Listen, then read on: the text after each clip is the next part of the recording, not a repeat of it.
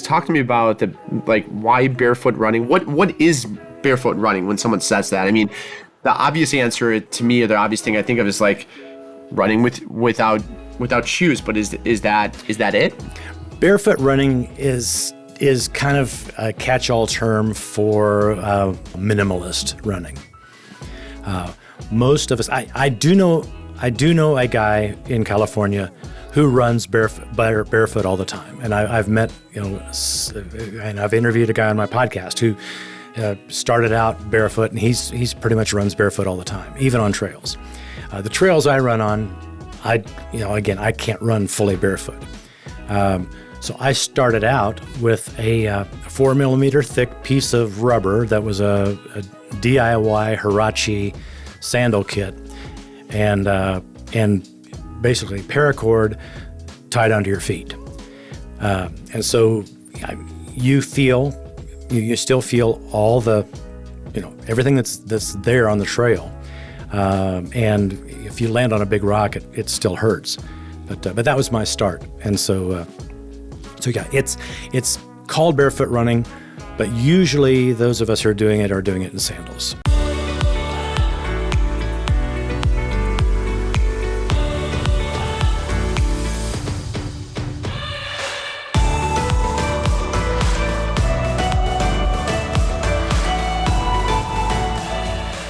Welcome, Eric, to the Not Almost There podcast.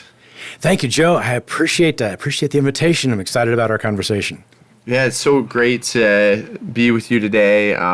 We were just talking about life and how you have to wear different hats and constantly are running around, whether that be dealing with work and then family stuff and then other obligations that you have. And one of the things that I know you're passionate about is mindsets and being and you're actually a mindset coach. And I want to get into that today, but what was really intriguing when I first got to know you is your passion for ultra running and how you run typically is you actually run barefoot. So those two things are a bit different, but I think we could talk about them together as well. But how did you first get involved in ultra running?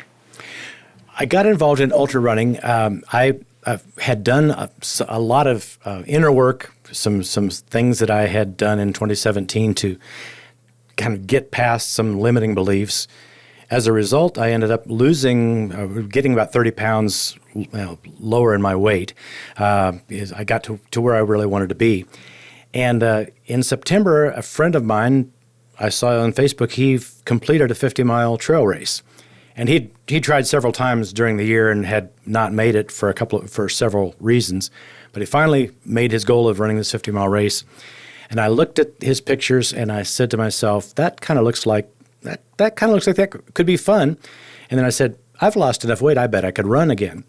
And I'd run in my late 20s, but I hadn't run for about 30 years. So went out on the trail. And the thing is, I just told everyone else I'm going to start running on trails. What I said to myself was, next year, I'm running that 50-mile trail race that my friend finished. That's amazing. So before we get too far, what were those limiting beliefs that you had? Oh, my goodness. There were several. The one that really kind of relates to my running was a belief that I was not supposed to be successful. I was not supposed to be a winner. And it was something that had been with me all of my life. In high school, I defended the next to the last position on the tennis team, never got to really play in a match because I could play most people to a tie, but I could never win. Came again when I was in my 20s. A friend of mine, we were good friends. Our families got together every weekend. He had a ping pong table. We played multiple games of ping pong. I could stay with him for the whole game and usually get to a tie and then lose. And so it was, I then later kind of started learning about the subconscious and realized that this was a limiting belief that was really kind of holding me back. And I could see its effects in my life, in my business, and in other areas. And it was tied into my upbringing in the church and the whole thing of not being prideful. not putting yourself ahead of others. And it was just a story. It was not true, but it was something that was a belief that I couldn't shake. And so that was the thing that was really the thing that I was trying to address. Do you think that is why you chose ultra running? Because it's something that you're really competing against yourself with versus it being such a competitive sport like tennis or golf or whatever else? The beliefs. I was in a church group, and they had a competition, and I got to a point in that competition. It was archery, and there were 4 of us who were tied. And this whole thought process came cascading down on me. He said, "You've been here before. You're tied. You're going to blow it. And those were the things that were running through my head.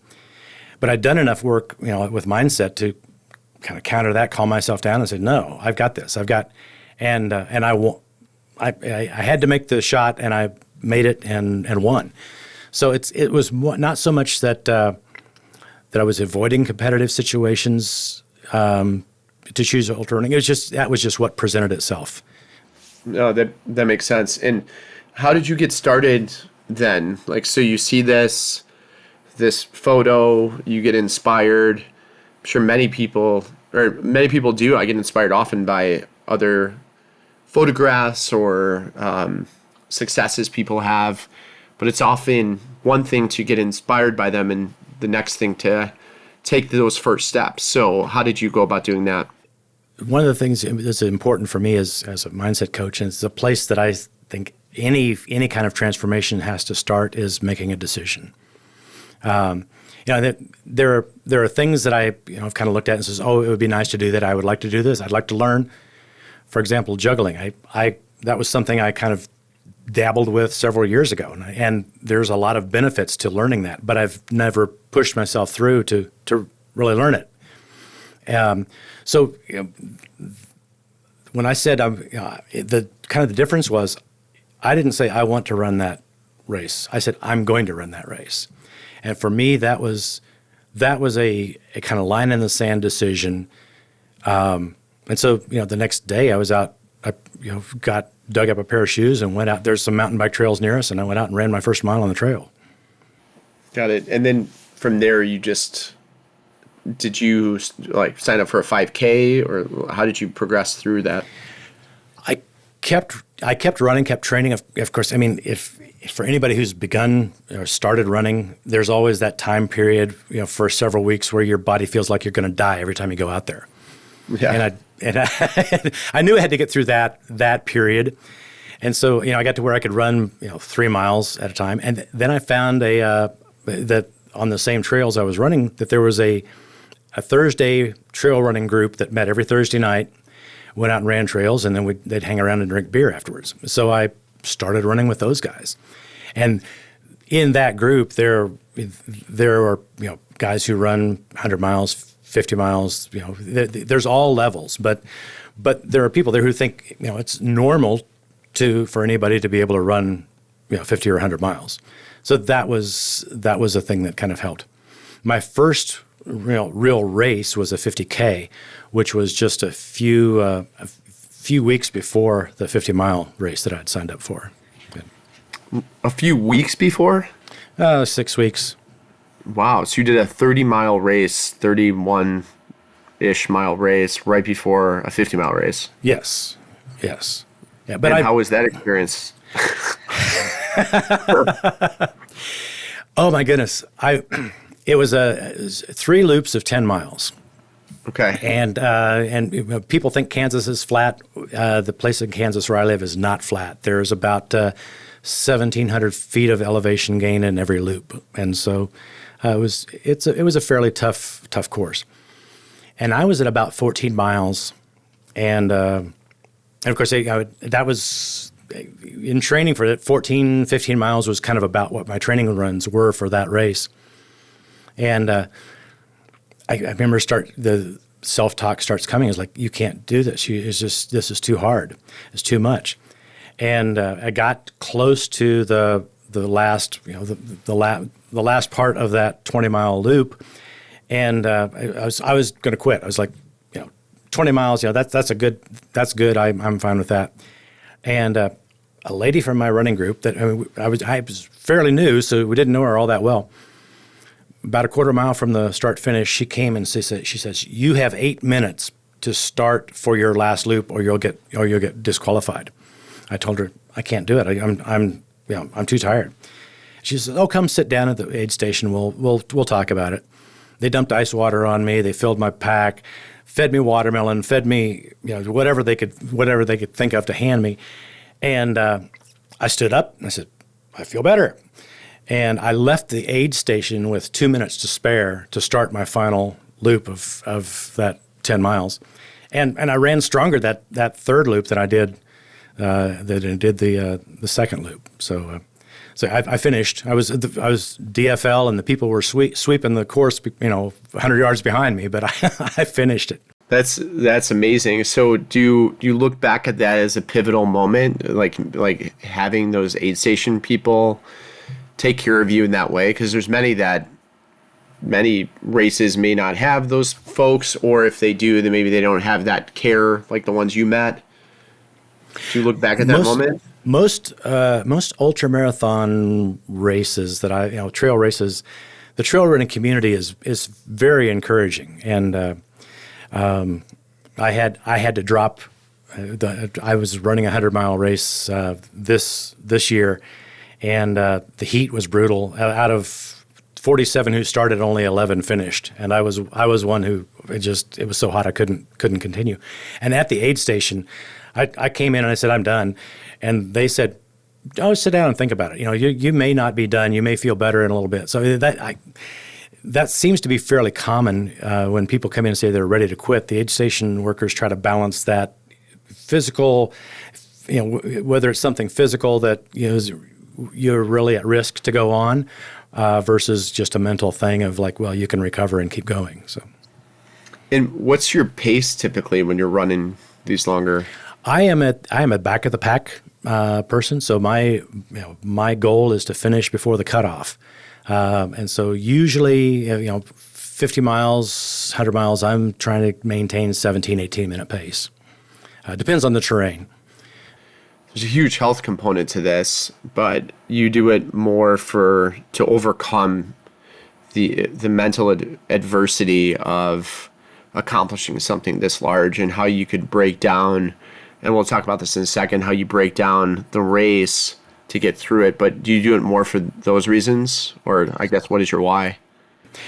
When I finished the 50-mile race, a friend of mine was doing the 100-mile version, and I slept in the campground, and I saw him at his last, about his last 10 miles. And I looked at his face and I said, whatever he's experiencing and going through right now, I didn't touch that at 50 miles. And so I decided I'm going to run 100 next year. And so the day before my 100-mile race, my wife was asking me, "Why are you doing this?" And I hadn't thought of it before, but I just knew that there was something inside of me that was I needed to do this. And I've told her, I finally came up with, I need to find out if I have what it takes to finish that race. And for me, that's for me the why. Is each time I go out on a trail, there's things that are going to come up. There's going to be challenges. There's going to be, it's going to hurt, But yeah, it's for me is can I do this distance? Got it. That makes sense. So you're running. Let's take the second race you did, the 50-mile race. How do you look at that race? How do you approach it? Because it seems so daunting to run, to have 50 miles in front of you. I know this from the Spartan race I just did, which was 30-some miles in the mountains with a ton of obstacles. And I know how I approached it, but I'm curious how you looked at yours. I look at, when I'm out there running, I look at what do I need to do to get to the next aid station. And the aid stations are about 6 miles apart, anywhere between 5 or 6 miles apart. So mentally, what I'm concentrating on is getting to the next aid station, And if there's oftentimes a time limit, and so I'm kind of also monitoring. I need to get there by a certain time. But yeah, and then when I get to that aid station, I kind of focus on, I got 6 miles to go to the next aid station, and so that keeps it mentally manageable.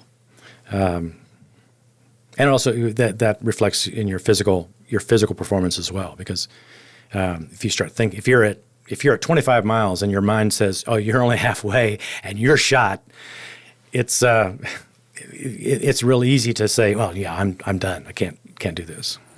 Yeah, no, that makes sense.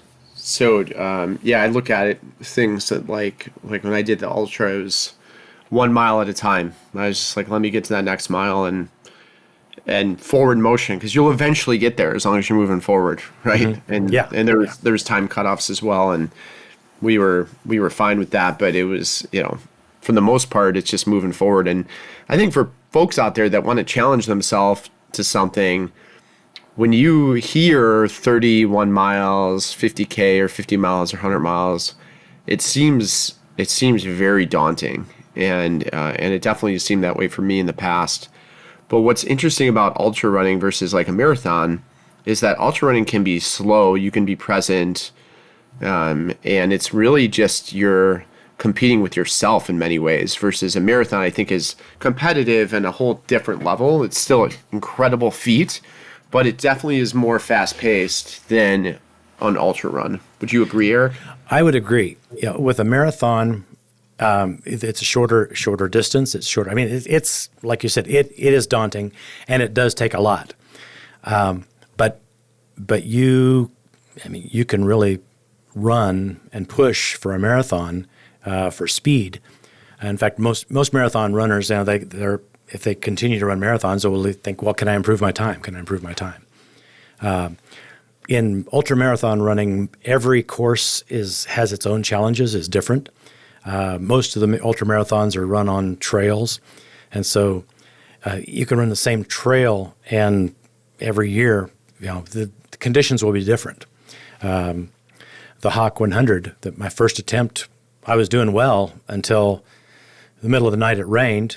I got through that, but by 3 hours later, the trails were just like grease, and so I wasn't able to move fast enough to make the cutoff. This last year, we had unseasonably hot temperatures, and so that's just the nature of, and that's part of the appeal as well. The finish is never guaranteed. For a marathon, it's not guaranteed, but if you train and do everything right, you're likely to finish. Yeah, no, that makes sense. Yeah, it seems like for marathon runners, you're right. It's like, can I improve on my pace? For ultra runners, it feels like, can I do more miles?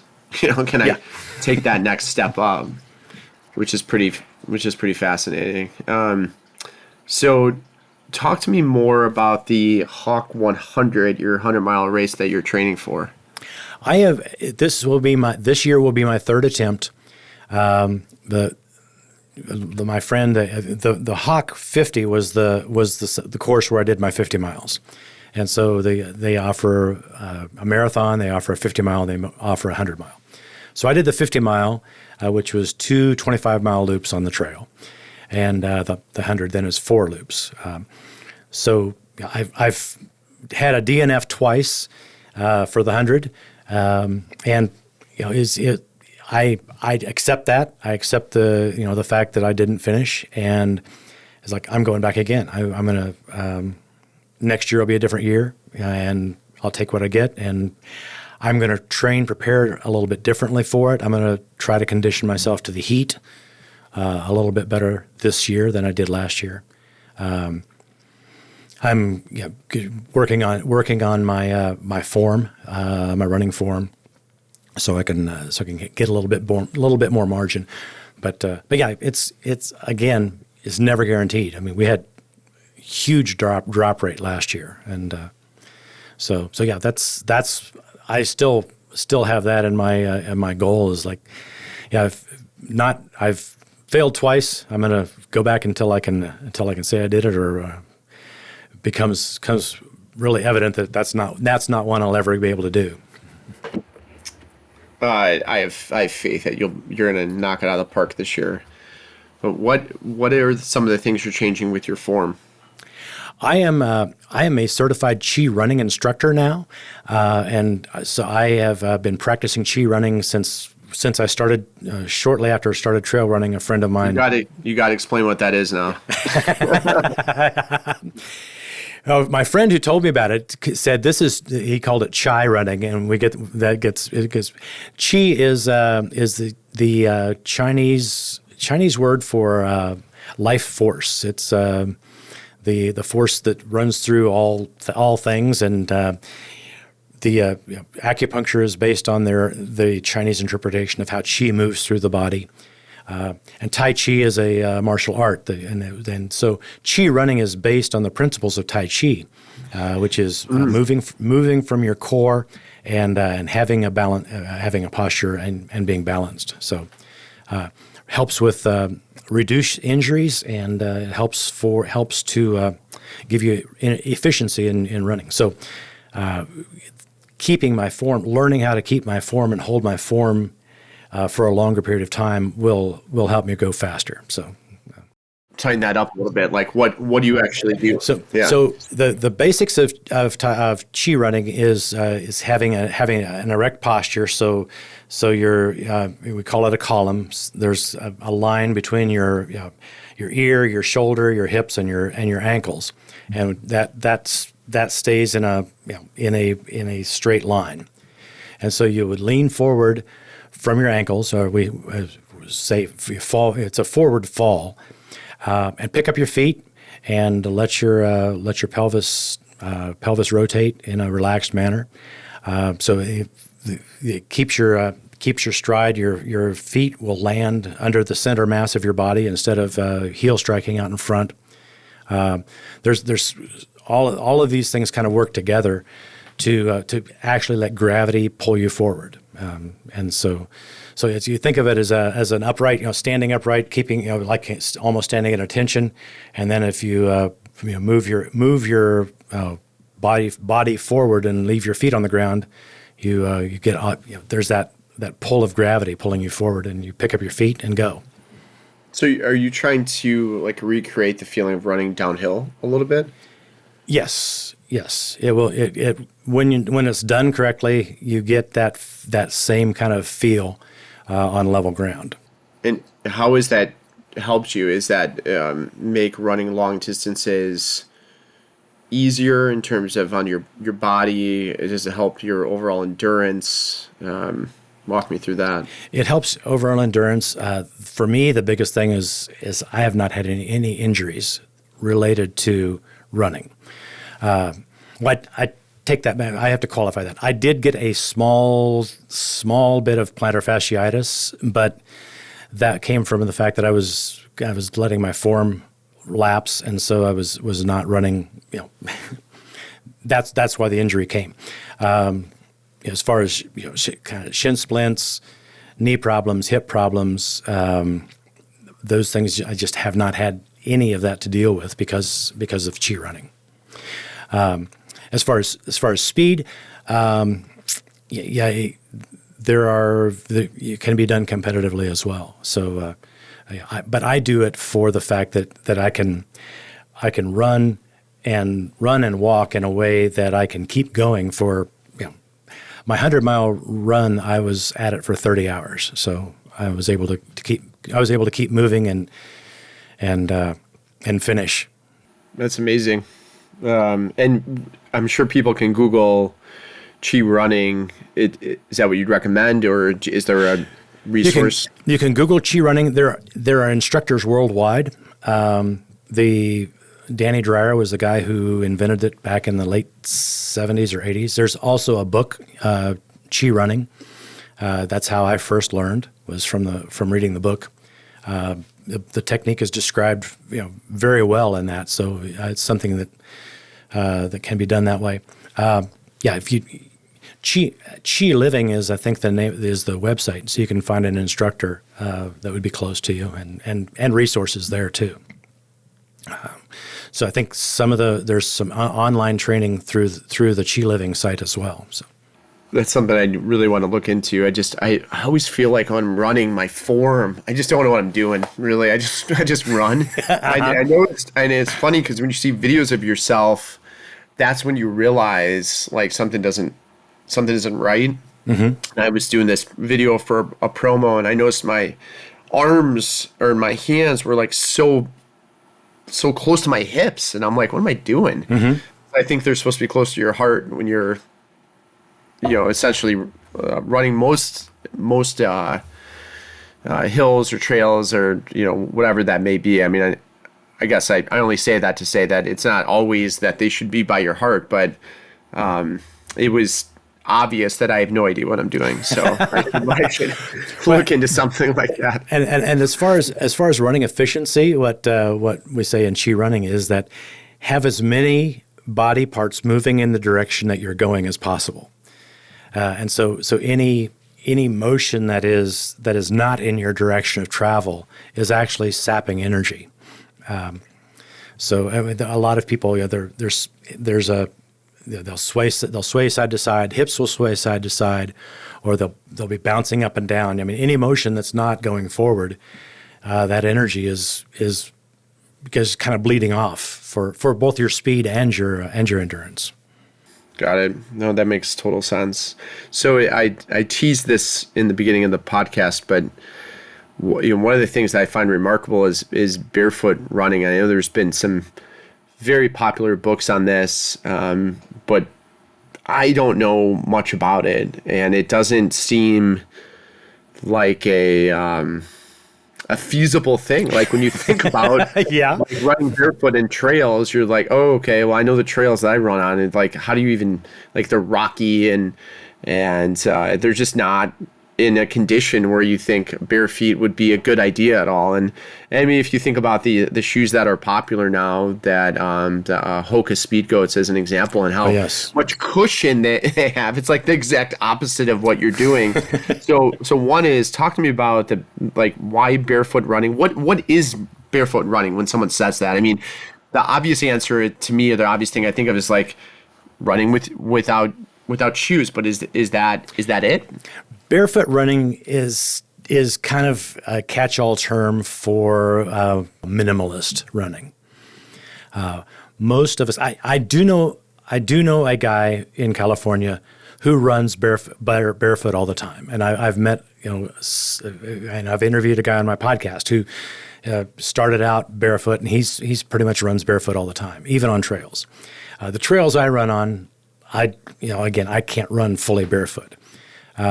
So I started out with a 4 millimeter thick piece of rubber that was a DIY Huarache sandal kit, and basically paracord tied onto your feet.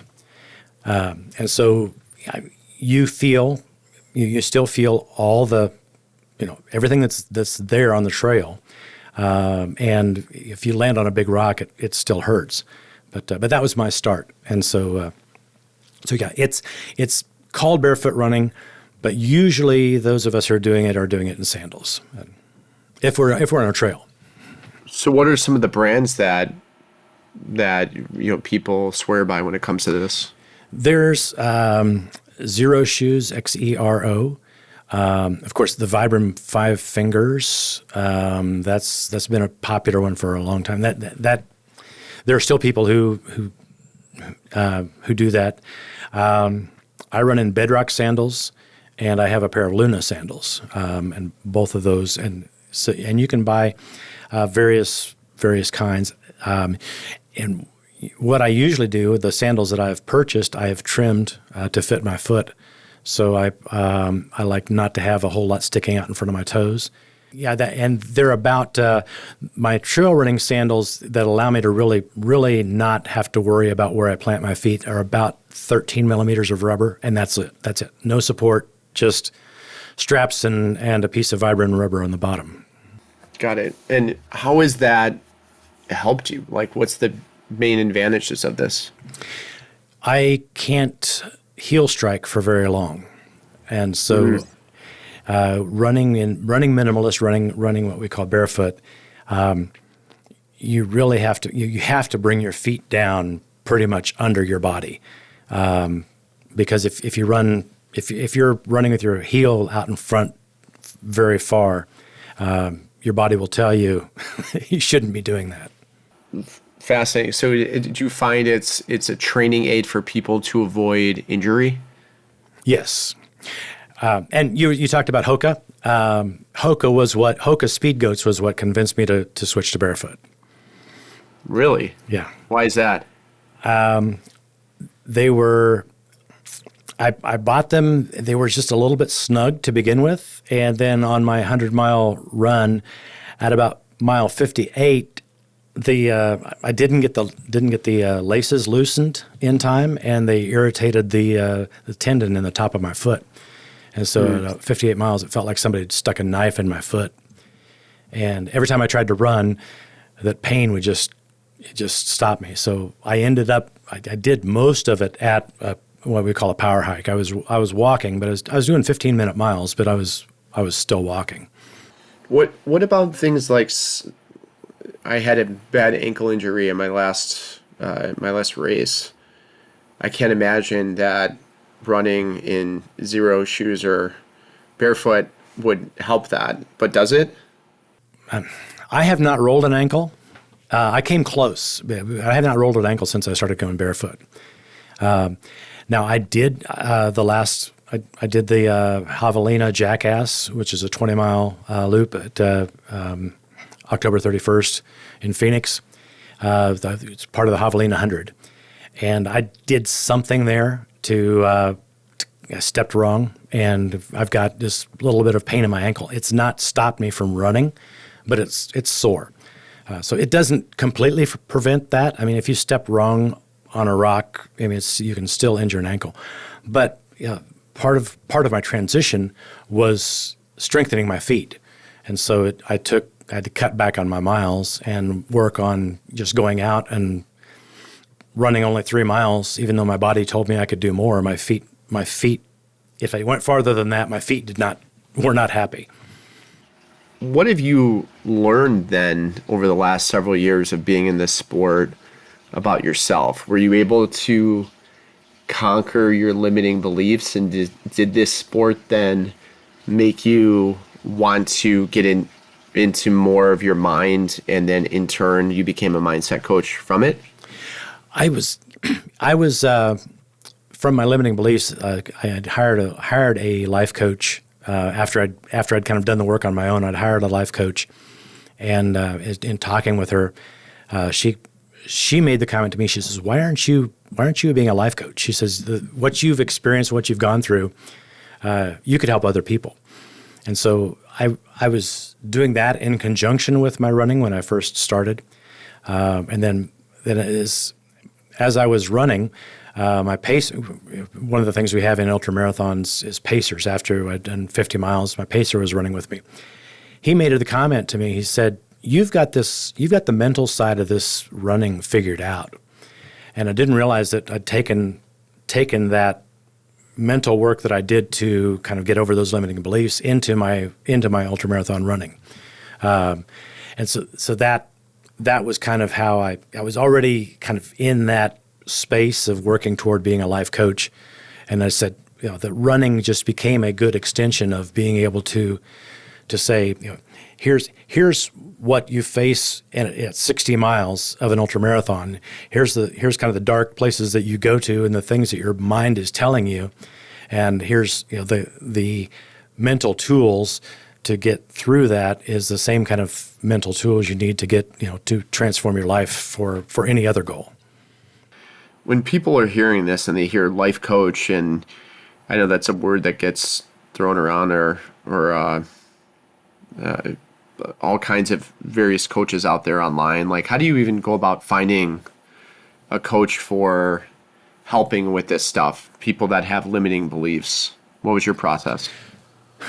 My process was somebody that my wife was online and knew this life coach, and it was a good fit for me, and so I had a rapport with her. She was able to kind of dig into some areas that I wasn't able to see on my own.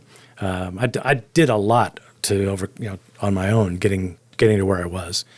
But she really kind of helped me refine and look at some things and gave me some tools to.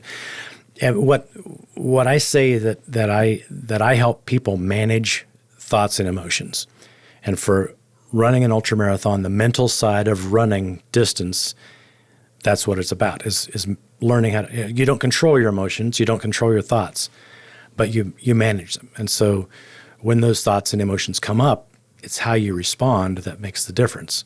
And so that's what I have found as far as life. I mean, and you ask about if I've overcome my limiting beliefs.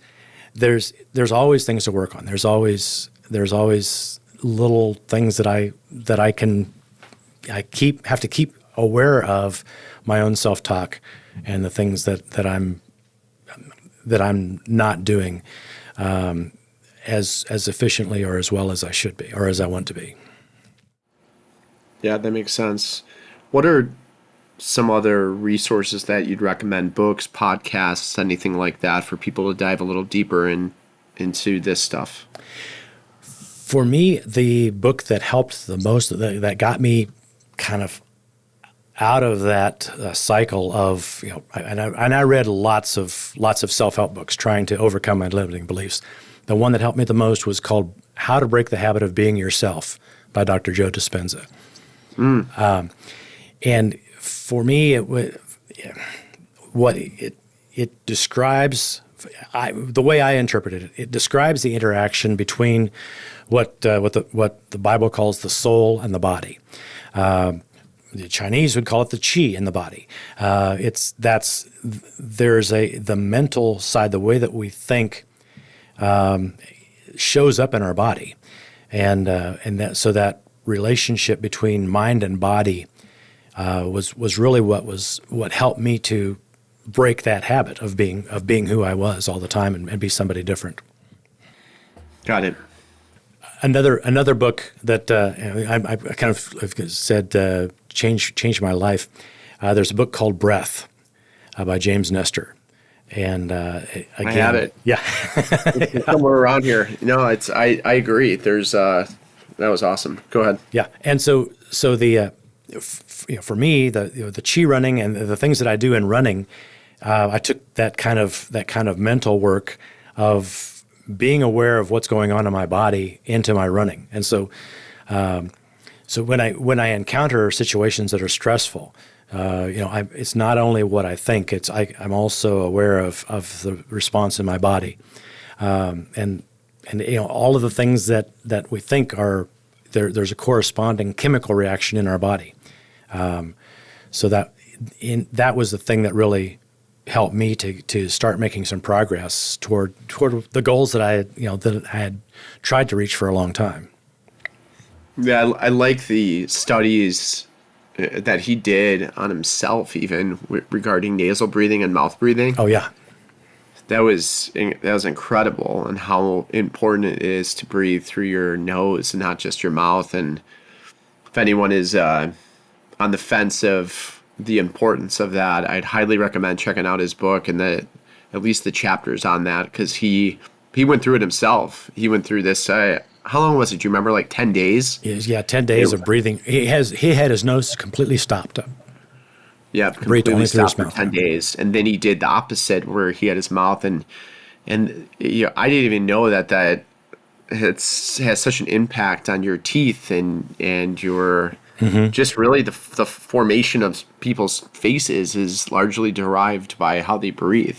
Yes, I mean it's through evolution, obviously over hundreds of years that this has happened, and thousands but it's definitely even affects like generation of people and people that are deprived or have issues. Breathing through their nose, like, have major long-term effects that are not super obvious. Yeah, and like I said, that book is. I was so it impacted my practice so much that I'm incorporating breath work as part of my coaching, and so that is because the physical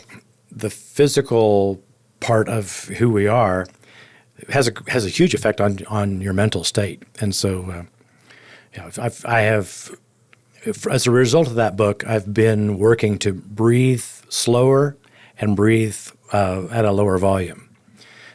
So that's part of the breathwork practice that I have been doing, and I can tell it's making a difference in my life. So.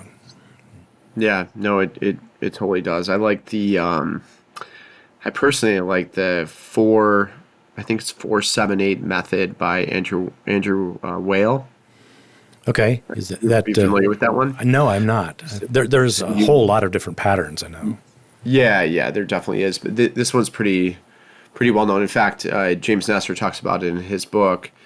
Basically, you inhale for 4 seconds, then you hold your breath in for 6, and then you exhale for 7.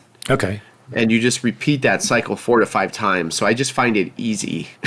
Like I'm big into let's do something that that doesn't require 20 minutes of sitting still, because for me personally, like that just, even though I try many times and sometimes I'm successful, this 4-7-8 method is so easy to do. There's no excuse not to do it. You could get through it in a couple minutes. Mm-hmm.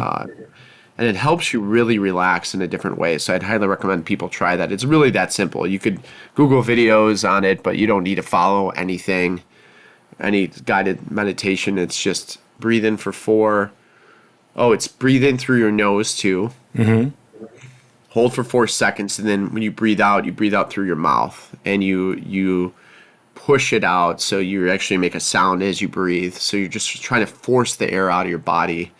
And like I said, do it 4 to 5 times, do it a couple times a day, and it makes a huge difference. It's very impactful. Yes, and the one of the things that I have been practicing as I go through my day, he calls it, I can't remember what James Nestor calls it. The samurai this was part of their training, that they would put a feather underneath their nose, and they had to breathe without moving the feather. Yeah. And so I will inhale. I don't worry about it, but on my exhale, I try to exhale with that same kind of slow. And so my exhale can be 20 seconds if I breathe in deeply, and do that several times. Just inhale and just exhale through my nose, even slowly. And I have noticed that will calm my body down. I do it when I'm driving because traffic is something that I can really get wound up about, some of the way people drive out there. So. Yeah, no, I totally get that. Hey, Eric, how can people find out more about you? I know you have an amazing podcast you started fairly recently, but how can people find out more otherwise?